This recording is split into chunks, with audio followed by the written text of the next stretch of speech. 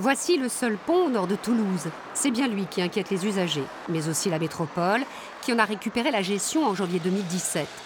Conçu en béton armé dans les années 60, dans une zone à l'origine agricole, il supporte mal les 18 000 véhicules jour comptabilisés aujourd'hui.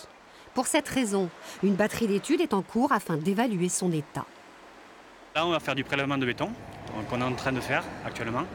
Et ensuite, on va casser ce béton pour connaître sa résistance. Par rapport au trafic actuel, les recalculs vont permettre de voir si on renforce ou pas. Déjà en 2005, la structure avait été renforcée avec de la fibre de carbone. Ce qui inquiète aujourd'hui, c'est l'état des câbles insérés dans le béton qui soutiennent l'ouvrage.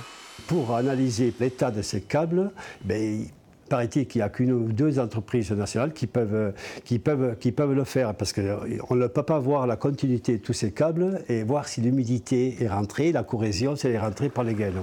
Des études qui ont un coût que la métropole s'est engagée à financer.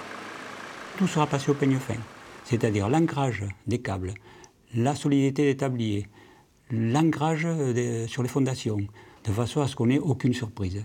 Et nous avons fait appel à un organisme public qui est le CEREMA, qui est un bureau d'études parfaitement qualifié dans le domaine de l'étude de la solidité des ouvrages, qui nous donnera évidemment ses conclusions. Avec l'actualité récente en Italie, une association de riverains milite d'autant plus ardemment pour la rénovation urgente du pont. Je pense que la vie des gens ne se compte pas en argent, ça n'a pas de prix. Et l'événement de Gênes nous rappelle chaque jour qu'utiliser ce pont nous met en danger. Selon les résultats de l'étude annoncée en janvier prochain, l'ouvrage sera ou non prioritaire dans le cadre du futur plan d'aménagement routier métropolitain. Un autre projet de pont est également dans les cartons.